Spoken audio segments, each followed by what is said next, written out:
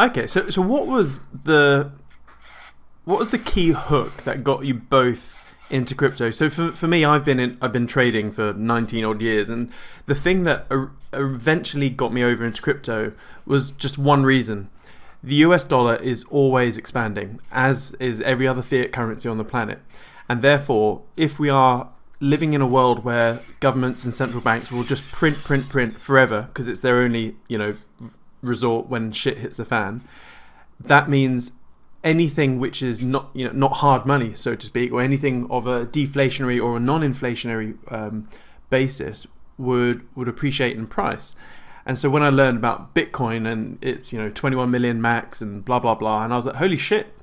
So fast forward 10, 20, 30 years, if US M2 continues doing what it's doing, it will push anything of a rare nature into the atmosphere, like fine art, fine wine, good property, all that sort of stuff, land, and then crypto. So that was the thing that hooked me into crypto. Then obviously the rest is history. What about you two? What was the first hook, that fish hook in your cheek, that got you into crypto? Nice. Okay, so now we've got the crypto hooks. Now I want to explore the Kaspa hooks. So for me, in terms of the Kaspa hooks, it's quite interesting because I always struggle to explain why Kaspa is awesome to non-crypto people, because in order for someone to really understand Kaspa, they first have to understand Bitcoin. And so there is a definite sort of rite of passage there of prerequisite knowledge. Now, the main thing for me that when I first discovered Kaspa, well, one, I was playing COD with my friend Josh Riddett, who's a big UK Bitcoin miner, and he goes, you should check it out. And the thing is, after DeFi 2.1, 2.0 and all that sort of stuff, I've become a bit hard-skinned about looking at new projects, because there's thousands, absolutely thousands out there. And so for me, the original hook for Kaspa was that it was fair mine, no pre-launch, no VCs, no pre-sale, just completely released. It's as though Satoshi had looked at what happened to Bitcoin over the last 10 years and went, God's sake, this is not what I wanted, and then tried to do it better. So, in fact, let's start with you, Wolfie, in this one. What attracted you to Kaspa in the first place? What was the Kaspa hook? Amazing. So, okay, let's now get into the nitty gritty of this all. Like, when I first got in, I guess the top three, I want to focus on the top three cons or the negatives that originally worried you about the project, even if it was a worry for, only 5 minutes or so. For me, I struggled to name three cons. But I think the first one was that I predicted that ASICs would come in and absolutely blow the hash rate, right to the moon, and therefore difficulty would come in. And then obviously, the whole ASIC FUD, so to speak. That was my main concern. Jim, what about your top three original concerns? Yeah, one of the, I guess the mind hurdles, I see people still stuck on the fact that we still don't have a major listing and that there are no smart contracts yet. So personally, I guess there are two different things. So the smart contracts thing, Cardano absolutely pumped to the moon, even though it was a DApp platform like Ethereum, or supposedly the Ethereum killer, yet it didn't have a smart contract for years, and it still did its thing. And the fact that we haven't launched with a smart contract capability yet, I think personally I see that as a bullish thing, that we need to get the tech right, we need to get DAGKNIGHT all set up, and I guess we're building a firm foundation before we then sort of go towards smart contracts. And the major listing issue personally, I'm umming and ahhing about this, but I still see that as short-term bearish, long-term bullish. So I will be concerned if I see a Coinbase or a Binance listing eventually, because that's when we see a big liquidity start coming in, and that's where big whales and humpbacks then have the ability to dump should they wish. So for example, I haven't done any sidestepping whatsoever, recently, and even if I wanted to, I couldn't, just because there's no liquidity. The 2% plus or minus depth is inadequate on Mexi, or even if I open up 4 accounts, Mexi, KuCoin and whatever, it still wouldn't be big enough. So I think short term, a big exchange could actually hurt price slightly, but I think medium to long term is a good thing. Wolfie, what are your thoughts on the smart contract and major listing issue?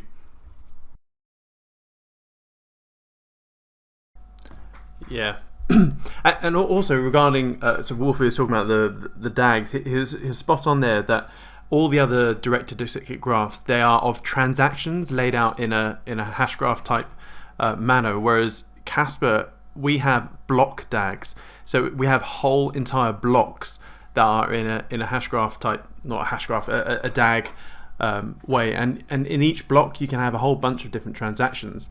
And not just that, because of how Ghost DAG works, it's not like the longest line that oh god, I find it hard to explain, but it's not the longest line which takes precedence. It's the heaviest subtree. So yeah, and it does all of that. So we have crazy scaling eventually, but without the security issues. And all the other DAGs that I've seen, they're all proof of stake based DAGs, whereas this is a proof of work one. And personally, the more research and more digging into the tech aspect of it, the only way that you can truly solve the trilemma is doing a DAG on with proof of work. So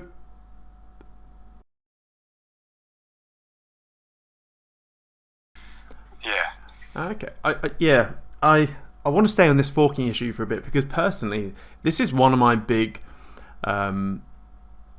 potential fears, which hasn't come to fruition just yet. So one of the things that has helped me in my trading career is always understanding, who is the whale, who is on the other side of the trade, how would a big banker wanker trader, head trader, manipulate the price right now. So you have to always put your mindset and way of thinking in the boots of your adversary.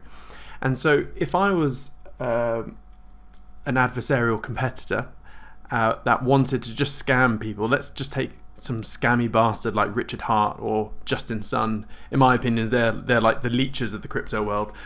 So let's say I was someone like that. I had lots of resources and I wanted to ride this hype wave of block DAGs and stuff like that. How would I go about it? So I was thinking, okay, what I would do is I would, obviously I've got the money, so, assuming I'm this person, I'd go and find some capable coders that are, happy that they can maintain a forked version of Kaspa. And unfortunately with social media these days, it's not the better person that gets the eyeballs, sadly. It's he who shouts loudest and the most gets the eyeballs. So my fear is that someone dodgy will come along, they'll fork it, they'll shout loud, they'll shout often, they'll get all the eyeballs, they'll do some crappy tokenomics, pre-mine, all that sort of stuff, and then it will pump high and then crash, and therefore sort of somewhat hurting the reputation of a block DAG, because the average retail person, all they'll see is, this big project, that was a big block DAG or Kaz fork, it's all crashed, blah blah blah, and people are stupid in general. So yeah, I mean, I still meet people on a daily basis that think Bitcoin is still a scam. So yeah, that's my potential fear from a fork. And just going back to what Wolfie said, he was saying that you need someone that has bigger brains than Yonatan, or someone as at least capable.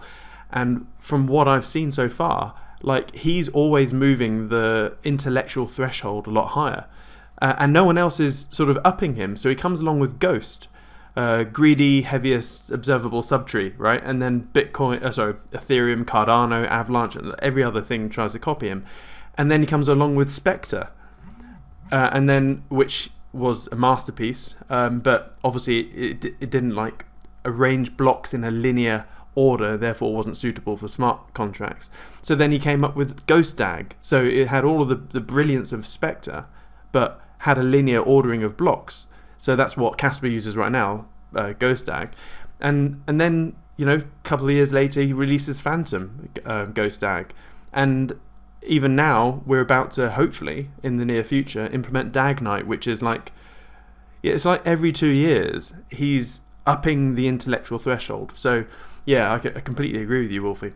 Right, sorry, I've hogged the mic too long. Let's go into the next question. So,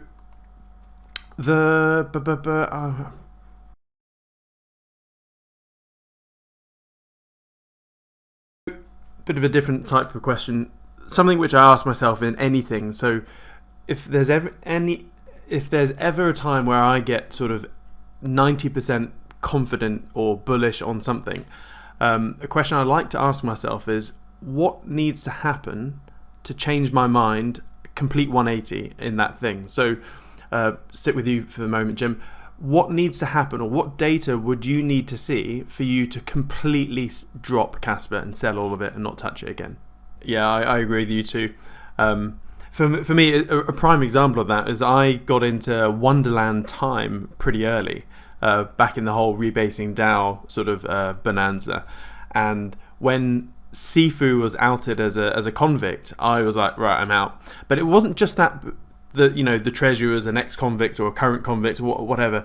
For me, it was the thought and decision making from Danny Siestagali, the founder of Wonderland, because when I found out that he knew about it a good month or so beforehand, and he didn't just boot him out straight away or tell the community, he tried to keep it quiet. And for me, that was big red flag decision making process.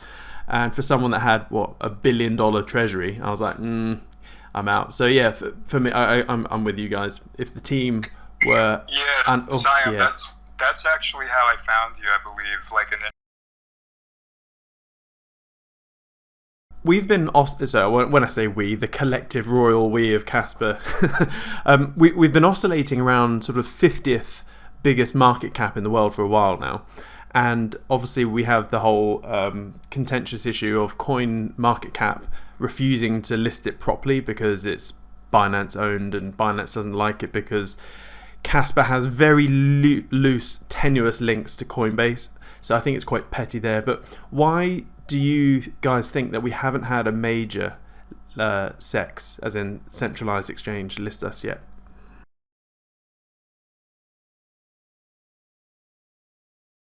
Okay, let's move on to sort of, I guess, user adoption. Tech always isn't the key factor in a dominance race. Things I've talked about is having this minimum critical mass sort of threshold. If we go back to the VHS days, there was a fight between VHS and Betamax to see which one would be the household one, and VHS won simply because of a marketing thing. Even though it wasn't the best tech, Betamax was a better technology. Same with Blu-ray and HD players and all that sort of stuff. Now, unfortunately, or fortunately or unfortunately, Ethereum has all of the devs, it has all of the users, it makes all of the revenue basically. It wins on every metric pretty much in terms of smart contract DApp platform. And so every time I see, hey, this is the new ETH killer, blah blah blah, they have this massive, hurdle to, how on earth is it going to catch up with it? What do you two say to that? That, can Kaspa even catch up?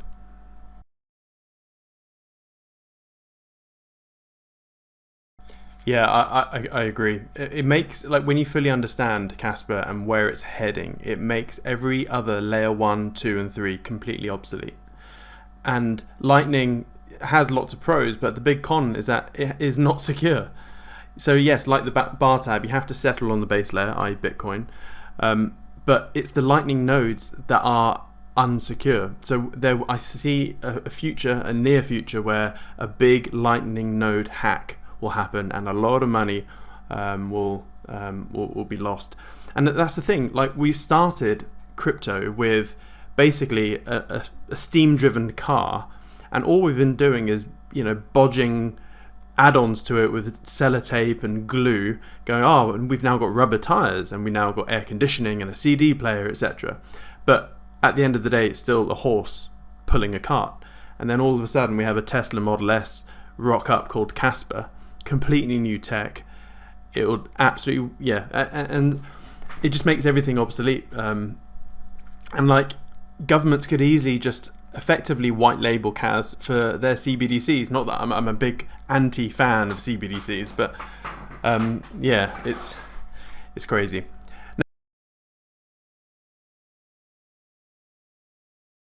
So I'm not too. I don't really buy that argument. Yeah. Spartan, I think you actually gave a good answer to your own question. So the way I look at it is that with anything that could be attacked, you have to try and mitigate the attack surface area of whatever you're trying to defend. And so having a doxed team and a really good team like Shai, Matt and Yonatan, that by them being doxed and out there, that is a valid attack vector at the moment. But the way I look at it, it's a bit like raising a child. You as the parent are the main surface, attack surface area.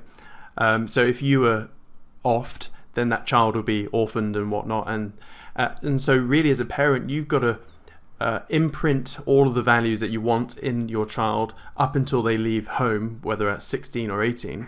But once they're their own person and adult and they've left home, that's your main job done as a parent. So if you then died, yes, it's going to be bad, but you've massively mitigated the surface attack area, and so that as an attack vector is not so big. So yeah, it's a really good point, mate.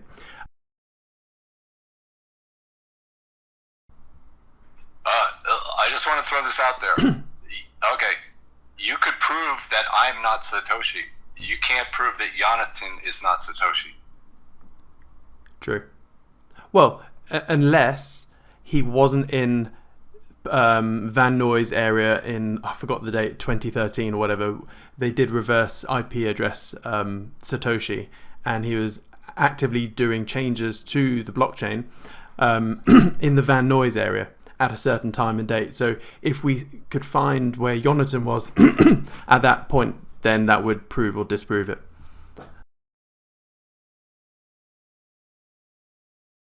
Yeah, So what Harry said is a valid concern, because as I said earlier, these days it's he who shouts the loudest and most gets the eyeballs, and that's why FUD circulates a lot faster than good news. That's why bullshit stuff like ESG from BlackRock is effectively controlling the world at the moment.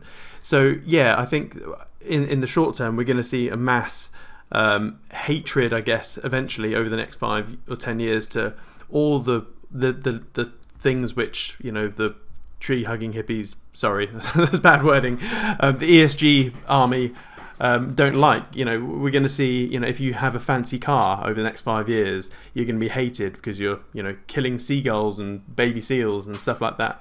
So I think there is an incoming mini scuffle or a war against proof of work stuff. But I think when you properly look into it, it's the whole gold market, gold mining, the whole gold industry still uses more energy than Bitcoin.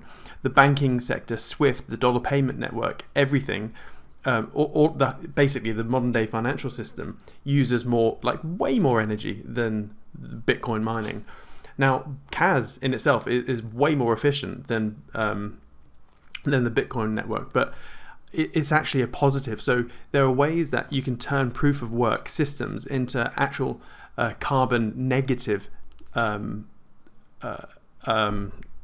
systems. So for example, if you remove methane is something like 60 times more greenhouse I think it's about 60 times more greenhouse effects than just removing carbon.